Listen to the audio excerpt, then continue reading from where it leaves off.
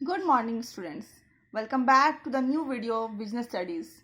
We are doing chapter number 9, that is financial management.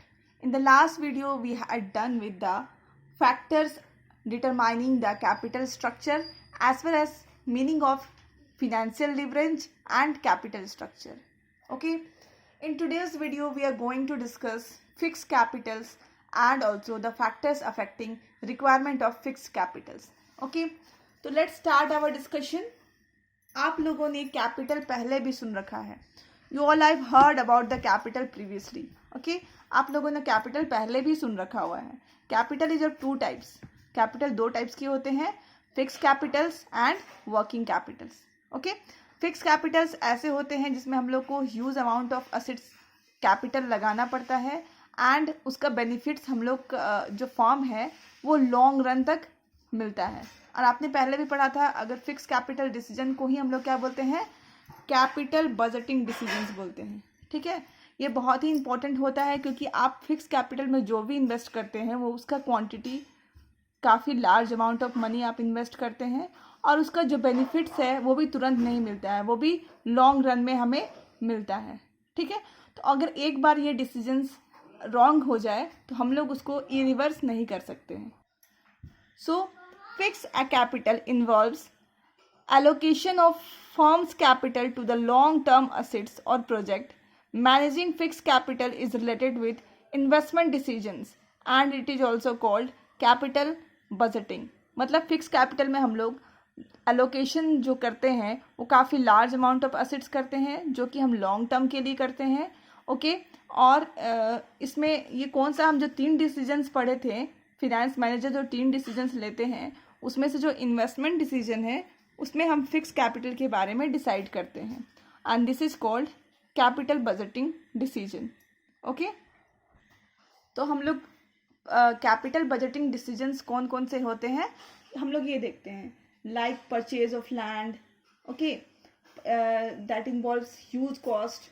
Okay, then purchase of building, purchase of plant and machinery, change of technology, expenditure of advertising company, research and development. मैंने अभी जितने भी नाम लिए उसमें क्या होता है, ह्यूज कॉस्ट या फिर ह्यूज अमाउंट ऑफ मनी आपको इन्वेस्ट करना पड़ता है और उसका ये जो है बेनिफिट्स भी है वो तुरंत नहीं मिलता है.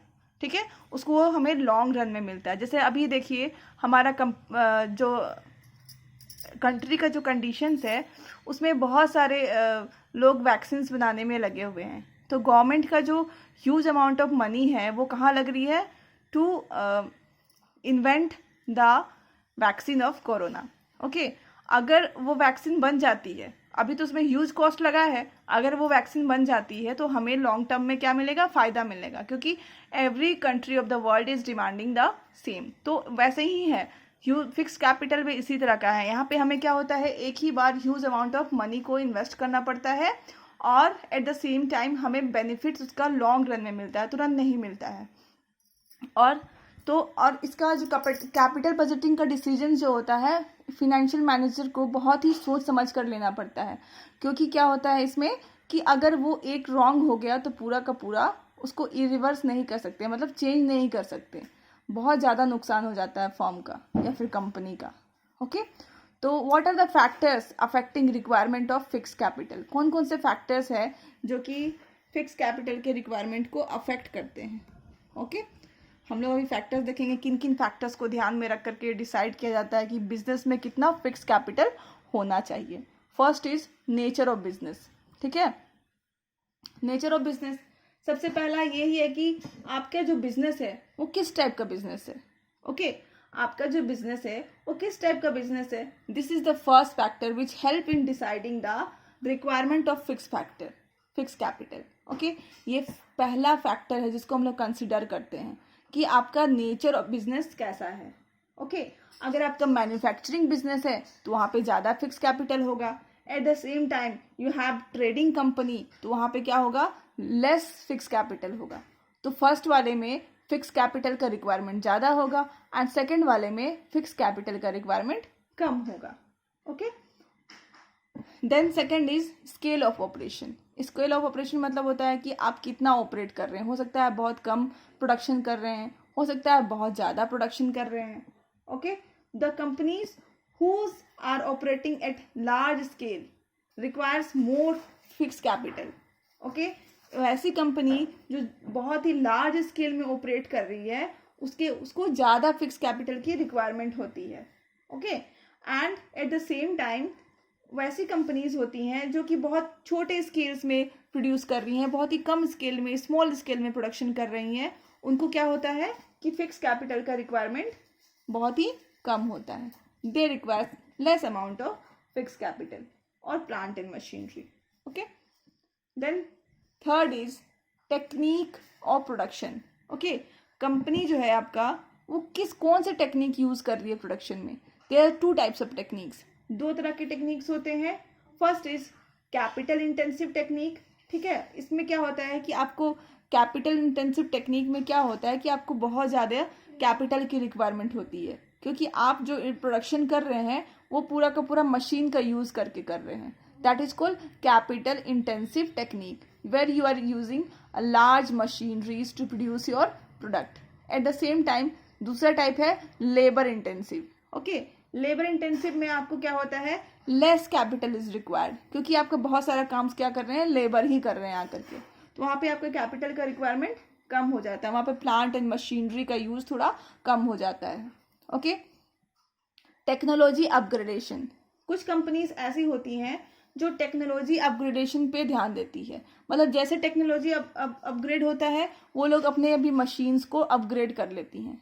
ठीक है, तो वैसे कंपनीज में क्या होता है कि there is a large amount of fix assets they invest. Okay, वो लोग क्या करते हैं, ज़्यादातर जोर कहाँ देते हैं, अपने मॉडर्न मशीनरीज पे देते हैं, मॉडर्न मशीन्स यूज़ करते हैं ताकि उनको जो टेक्नोलॉजी है वो अपग्रेड करके वो लोग काम कर सकें. ओके, और वैसे कुछ कुछ ये है कंपनीज है वो क्या करते हैं कि अपने जो ओल्ड मशीन्स है उसको रिप्लेस करते रहते हैं न्यू मशीन से.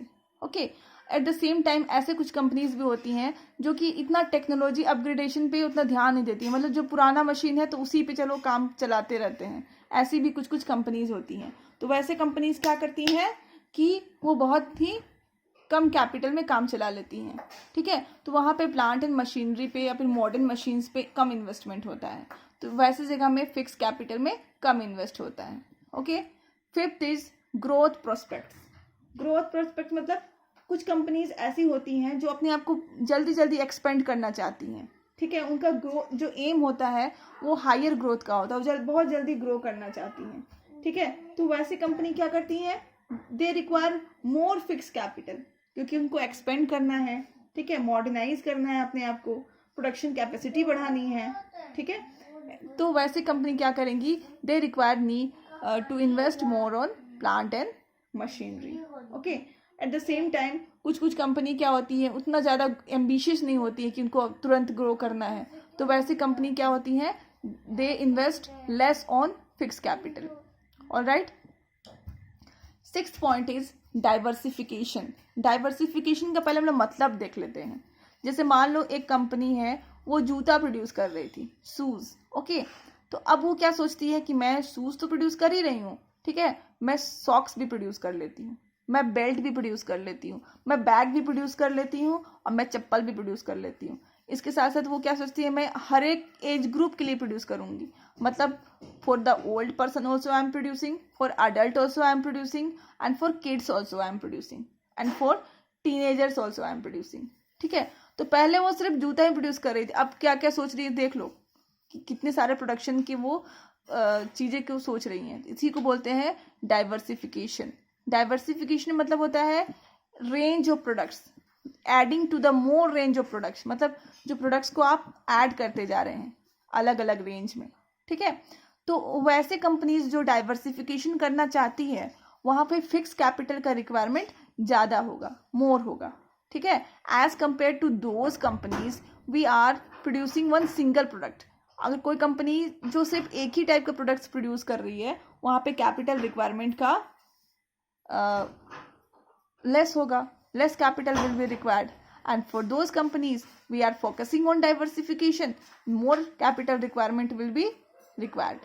Okay, our next point is availability of finance and leasing facility. ठीक है, लीजिंग फैसिलिटी का मतलब होता है जैसे कोई कंपनी क्या करती है, अपना लैंड परचेज करेगी तो उसको एक बार में ही बहुत ज़्यादा पैसा लग जाता है। ओके, एंड कुछ कंपनीज क्या करती है, लीज पे ले लेती है लैंड को, ठीक है, तो उसको एक बार में बहुत ज़्यादा ह्यूज कॉस्ट नहीं देना पड़ता। वो लोग क्या करते हैं, धीरे धीरे करके थोड़ा थोड़ा अमाउंट पे करते रहते हैं। ओके, तो this is called leasing. Okay, alright. तो अभी अगर किसी को लीज में मशीन्स मिल जाते हैं, बड़े बड़े मशीन्स, तो वो क्या करेंगे, इजी इंस्टॉलमेंट में मशीन को यूज़ करके प्रोडक्शन कर सकते हैं। एट द सेम टाइम अगर हमें लीजिंग फैसिलिटी अवेलेबल नहीं है तो हमें क्या करना पड़ेगा, बहुत ज़्यादा इन्वेस्ट करना पड़ेगा कैपिटल में, ठीक है, ताकि वो मशीन्स को एक्वायर कर सके and eight the same time उस मशीन्स को एक्वायर कर सके एंड काफ़ी सारा ह्यूज कैपिटल हमें इन्वेस्ट करना पड़ेगा। ओके, तो अगर हमें लीजिंग फैसिलिटी मिलता है तो हमें कैपिटल फिक्स कैपिटल रिक्वायरमेंट हमें कम लगेगा, एंड अगर लीजिंग फैसिलिटी नहीं मिलता है तो हमारा जो फिक्स कैपिटल का रिक्वायरमेंट ज़्यादा होगा, मोर होगा। Okay, 8 is level of collaboration. If the company is focusing on collaboration और मर्जर, इसमें क्या होता है, दो कंपनी आपस में कोलैबोरेट कर जाते हैं, मतलब मिल जाते हैं एंड वो एक कंपनी बन जाते हैं। तो इसमें क्या होता है कि दोनों कंपनी के जो एसेट्स है वो एक दूसरे को प्रोडक्शन करने के लिए मदद हो जाता है, मतलब मिल जाते हैं तो एक दूसरे का एसेट्स को हेल्प कर सकते हैं, यूज़ कर सकते हैं, एक दूसरे का रिसोर्सेज को यूज़ करते हैं। तो अगर किसी कंपनी को कोलैबोरेट करना है या फिर मर्ज करना है या फिर जॉइंट वेंचर में जाना चाहते हैं तो वैसे कंपनी का कैपिटल रिक्वायरमेंट लेस होगा। Okay, in that case less capital will be required. अगर कंपनी कोलैबोरेट नहीं करना चाहती है, किसी और कंपनी से मर्ज नहीं करना चाहती है, तो वैसे केस में क्या होगा कि कोलैबोरेशन नहीं करना चाहेगी तो कैपिटल रिक्वायरमेंट का केस ज़्यादा होगा। They will require more of fix capital to invest in machinery, plants, buildings, etc. Okay, so here it is complete. Fixed capital is complete and its factors is also complete. In the next video we will watch working capital and factors affecting requirement of working capital. Till then, stay safe and study continuously. Thank you.